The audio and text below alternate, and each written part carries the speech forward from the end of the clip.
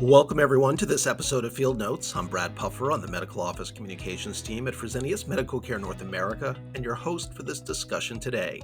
Here we interview the experts, researchers, physicians, and caregivers who bring experience, compassion, and insight into the work we do every day. As you all know, a successful rollout of the COVID-19 vaccines is critical to our ability to end the pandemic in the United States and also to protect our patients with kidney failure who are at high risk of complications from the virus. Initially, many dialysis patients found it difficult to get access to the vaccine on their own. Our company has long understood that direct allocation of vaccine to our patients in our dialysis centers was essential. It was both a state-by-state and then federal advocacy effort that eventually led to a national agreement and rapid vaccination of thousands of patients in often underserved communities.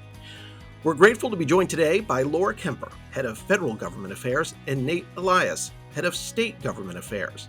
Both Laura and Nate helped lead efforts to educate and inform policymakers about the risk of COVID to our patients and our ability to help the most vulnerable get access to the vaccine. Laura and Nate, welcome to Field Notes. Thanks so much, Brad. Thanks for having us. Perhaps we can start with you, Laura. Why was direct allocation to vaccine so important for us, and why were we in such a great position to have a successful rollout? Early on, we really knew the disproportionate impact that COVID was having on patients with ESRD, and also how important it was to ensure our patients and frontline health workers were vaccinated. I think because we're such a large company with a national footprint, it really made sense to pursue a federal allocation so that we didn't have to try and navigate this state by state. We felt that we could deliver for the federal government by helping to quickly vaccinate a large population of vulnerable patients and frontline workers. But really, our strategy was always to pursue this dual track, so state and federal, in an effort to leave no stone unturned. And in terms of our positioning for a successful rollout, we've had such high success rates, I think, with other vaccine administration in the past, such as with seasonal flu vaccine. It really seemed natural that our patients and workers should receive the vaccine from us. And given that we see our patients so often, we were ideally suited to handle this with minimal effort from the federal government. And really, the only thing that was missing was the vaccine allocation. I think the other important point was, with Pfizer and Moderna vaccines that require 2 doses, we were able to ensure uptake of the second dose since we see our patients so often. And this assurance, I think, was something that the pharmacies and the other sites of administration couldn't offer.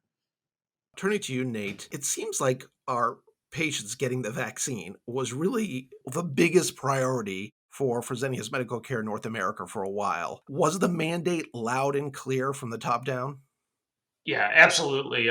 Throughout the pandemic, even before the vaccines were available, much of the decision-making authority around treatment protocols, PPE requirements, medical transportation, you name the issue, were really ceded to the states and the territories. So some of the states pushed some of those decision-making authorities even further down to the counties. So throughout the course of the pandemic for a year plus, we've been dealing with this state by state dynamic. When the vaccines came out, it was very clear that it was once again going to be a state by state process until we were able to get a national vaccination program with the CDC. So there was no doubt that this became priority number one once the vaccines became available, is to do everything that we could within our power to make sure that our frontline healthcare workers and our patients got access to the vaccines as quickly as possible. And Laura, how soon did that planning and advocacy begin, talking to policymakers, for example? Were they receptive to our concerns about patients with kidney failure and getting access to this vaccine as soon as possible? We actually started our advocacy before even the first dose of vaccine was officially administered in the United States, which was about mid December. We first approached Vice President Pence's chief of staff in early December, explaining our capabilities as a company to be able to execute on a national vaccine allocation for the entire community of kidney patients. And we were lucky that actually the very same day we met with Pence's chief of staff, Seema Verma, who is then the head of the Centers for Medicare and Medicaid Services, she actually held a call that evening with dialysis providers where she agreed about the importance of vaccinating our patient population, I think because they were seeing the same data that we were. And she agreed to, in one of the meetings with the governors, to explain the impact that COVID was having on our patients and try to encourage them, as Nate mentioned, kind of on the state level, to consider moving our patients higher up on the list. Apart from those meetings, we also got connected with the CDC directly on December 17th and started a number of conversations related to our capabilities to vaccinate patients in our centers. I think, overall, government officials definitely understood the unique vulnerabilities of our patients, but there were definitely hurdles to getting our patients to the front of the line. I think partly given the guidelines issued by ACIP, which is the Advisory Committee on Immunization Practices. They really were focused on frontline workers, but I think sometimes people generally think of that as solely hospital frontline workers and not workers that are in other healthcare settings. And secondly, I think they were also very focused on patients in long-term care facilities. And that just has to do with the fact that I think, in the media, everyone was reading about patients in those facilities with high mortality rates. And so that was something that really had the focus of the nation, and people wanted to address that very quickly. So I think that was something that we had to overcome in helping to educate people about why our patient population was so vulnerable to COVID and needed to be addressed at the same time as these other patient populations. Well, as you mentioned, Laura, it seems we recognize that back in December, this really was going to be, at least for a while, a state by state effort. And so I want to ask you, Nate, what it was like when you first heard that we would have two vaccines with a emergency use authorization in December and January. And how hard was it to get the attention of then state health departments to get allocation of this vaccine for both our employees and then patients? There frankly was a lot of confusion and ambiguity amongst the states. And I think, the states were the first to make recognition of this as we did outreach to the states.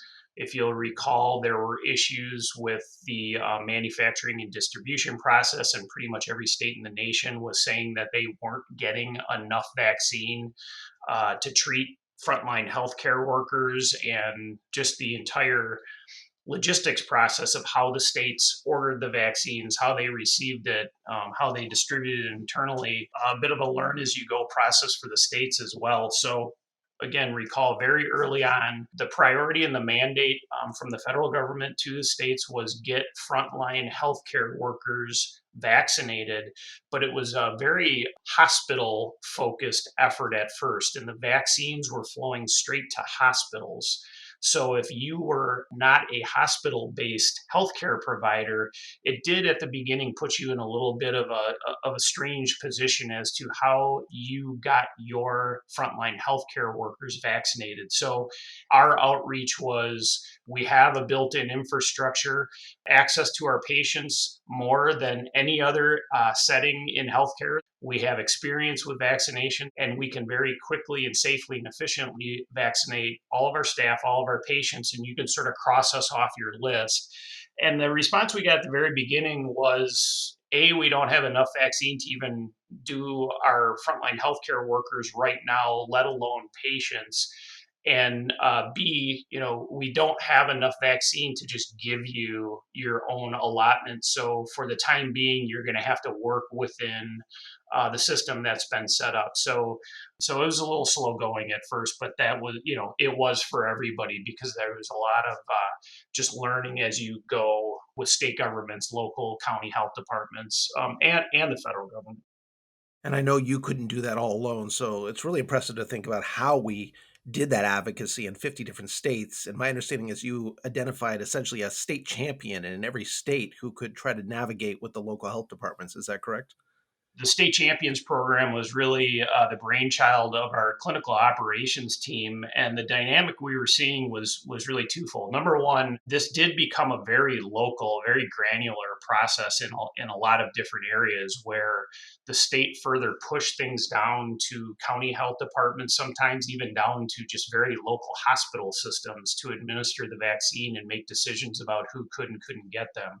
So we realized that our quickest path at the beginning was through some very local contacts, right? And our clinics all over the country already had existing relationships with their local county health departments for various reasons. The other thing that we needed to ensure was that every single one of our clinics was registered with whatever state immunization registry or reporting registry that state required for us to be a vaccine administrator. So we did go to basically a 50 state champion team where every state had a senior level clinical manager, operations person that was that state's vaccine champion. And it was their responsibility to make sure all that local outreach was going on from the clinic level to the county health department. And then also making sure that every clinic in that state had the proper registrations on file with the state so that when we did have an opportunity to get the vaccine, we were ready to go and there wasn't any delays in accepting vaccine and providing vaccines.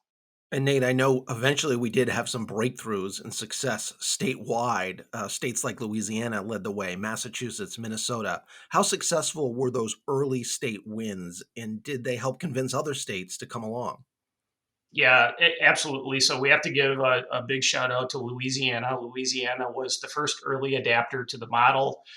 I recall being on a call with the chief health officer of the state of Louisiana and Mike Aselta, the president of Fresenius Kidney Care, and we laid out the opportunity that we provided, again, with the infrastructure that we had built into place, the frequency at which we saw our patients, highly trained staff that had experience with vaccines.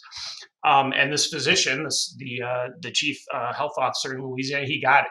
He and his team, they got it, and they said, yes, we see the opportunity here. Let's do it.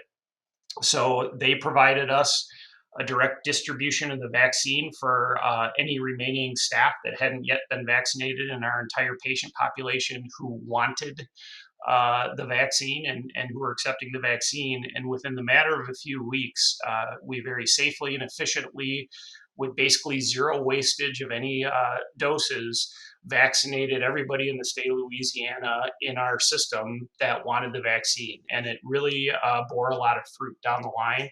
And as you said, we started getting state by state here and there other states recognizing the opportunity that this type of system bore out.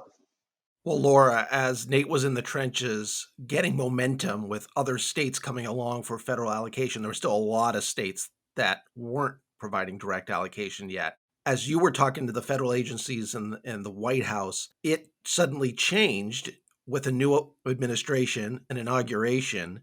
Did you feel like you had to start over in some respects? Really, the good thing is that actually the majority of government functions with long-term career officials who have been there for years and who don't change when the administration changes. So we were really lucky in that everybody that we had been meeting with at CDC, from those earliest meetings in mid-December, they were still there once President Biden took office. I think the issue for us certainly was that at the highest levels of the White House, there were newly installed political officials, especially with the White House COVID task force. So we definitely had to spend time educating them about our patient population and the importance of a potential federal allocation to us. We did feel that the transition actually offered us a bit of an opportunity because it presented, I think, a shift in thinking. The Biden administration, we felt, was going to be more interested in potentially using federal programs as a means to reach broader populations and target those most at risk. So the transition opened the door for us, we felt, to make a renewed push for the importance of a federal allocation. And how big a factor was the administration's focus, for example, on health equity on their decision to ultimately give us a federal allocation? We did spend a lot of time early on meeting with some of the new politicals at the White House, helping them understand who our patient population is. And that was really key, I think, for them, because when they came in and inherited this program of vaccine distribution, I think there was some criticism that minorities who were being disproportionately impacted by COVID were also being vaccinated at a slower rate. So we really spent a lot of time trying to help them understand who our patient population is, even the makeup of our 1A frontline health workers. And that was definitely key, I think, to helping us move across the finish line with getting a federal allocation. Nate, so how important was that federal allocation then for the state by state efforts? Because some of our states were now up to 60 or 70% of patients vaccinated, while other states were still only around 15%. This national rollout must have been hugely important to level the playing field. As much as we tried to educate everybody around the country, there were still some people that just weren't quite understanding, for example, some of the challenges that our patients sometimes have with transportation. And we get responses back from states saying, well, most of your patients should be eligible by now because of our age-based protocols for vaccines, and we have mobile drive-through vaccine sites set up all over the state, so they can just hop in their car and drive through and get a vaccine. Well, in a lot of cases with our patient population, it doesn't work, and that's why we were pushing so hard to be able to get the vaccine directly into our clinics so that we could vaccinate our patients while they were in receiving their dialysis. So we were continuing to push on this extremely hard on a state by state basis. But when the federal allocation was finally approved, it was a great relief to everybody because we knew then at that point that we didn't have to, deal with these differentials in protocols for the vaccine state by state, and we could just get everybody vaccinated, and it was just a huge sigh of relief for everybody. And Laura, take us to that week. I mean, that must have been a huge week when we learned that we would actually get a direct allocation. What was the emotion behind that for you, and how quickly did we have to jump into action to really capitalize on this opportunity? It was honestly a relief, I think, for all of us who had been working on this since, mid-December. We felt that we had the experience, we knew how to execute this. So it was just a relief that they had finally seen the value that we could bring in helping to vaccinate our patients, because we just kept having to keep up the drumbeat explaining why our patients weren't able to access those sites. Nate mentioned transportation. We have some digital literacy issues. And frankly, early on, patients were lining up in long queues at these federal sites to be able to receive vaccine. And that's just something that our patients aren't able to do. So what we really learned through all of this and helped to educate the White House on is that our patients view us as their primary care provider, and they ultimately expect to receive their vaccines from us. So it felt like a real win for the entire team to be able to actually finally deliver on something that we had been working on for so Laura, long. how important was it that we cooperated so much with smaller providers as well? I know a lot of efforts have gone into training, educating, and distributing to smaller providers, because this was not just a Fresenius Medical Care North America issue. This was an industry issue for all dialysis patients. Bill Valley, the head of Fresenius Medical Care North America, always said in every meeting that we had that this was about the nationwide community of dialysis patients and all of our frontline workers. So pretty early on into it, we realized that it really needed to be broader than just the providers. So, along the way, and I hesitate to call people out because there were so many involved, but for instance, the American Kidney Fund, the American Society of Nephrology, some of the patient groups were involved, and we approached CDC and the White House with a solution for the entire industry. And basically, we presented ourselves as willing to play whatever role that we needed to ensure that the entirety of the ESRD community and workers were vaccinated. We also really spent a lot of time talking with members of Congress about this who did get involved and helped to weigh in with the White House. We even had a few members ask questions about a dialysis federal allocation during a public hearing with the CDC director, all in an effort to just continue the drumbeat. It took a lot of meetings amongst the community, but I think the eventual unanimity of the industry and agreeing that this federal allocation was really important and a key to, solving this disproportionate impact COVID was having on the patient population. That was key to our ultimate success in this. And Nate, how has it been going so far? How is it state by state now? Are we seeing that playing field being leveled? And how successful has the rollout been within our centers? Nationally, we have just really fantastic vaccination rates, both with the states had provided us vaccine already, and then layering on the federal allocation on top of that. I think we're really starting to get to a critical mass of vaccinated patients. And we've been working very well with the states on the vaccination program now, turning some vaccine that we've gotten from some states back to them, talking now about, how are we going to get small batches of doses of the vaccine to some remote clinics. Really, and I think you've heard it loud and clear from our medical office, from Bill Valley, our CEO, and everybody else. I think probably just one of the biggest issues that we're facing right now is just vaccine hesitancy, right? And we're just encouraging everybody who can get the vaccine to get the vaccine. And we now have access to the vaccine for all of our patients, all of our staff, and we want to make sure that everybody who's willing to get the vaccine is utilizing it. Patients certainly trust our nurses and our providers and their advice, as well as their nephrologists. So everybody working together to make sure that we overcome any vaccine hesitancy that might be lingering out there. Laura, just any final words from you on seeing this finally come to fruition and this be successful with patients and our staff getting the vaccine they need?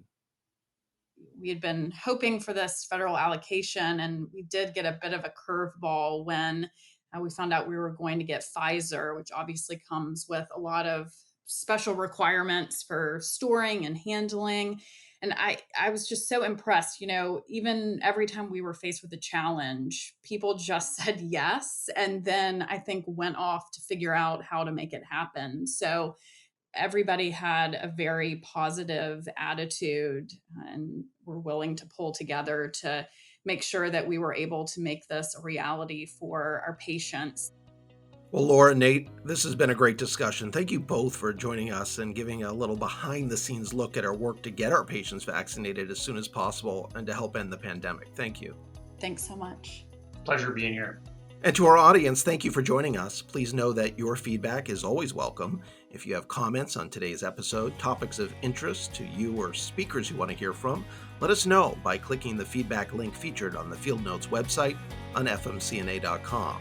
Don't forget, you can find Field Notes on the Apple Store or Google Play or right here at fmcna.com, where you can also find our annual medical report and other featured articles. We hope you'll come back and join us. We have many more topics to discuss in the weeks ahead. Until next time, I'm Brad Puffer, and you've been listening to Field Notes by Fresenius Medical Care. Take care, everyone.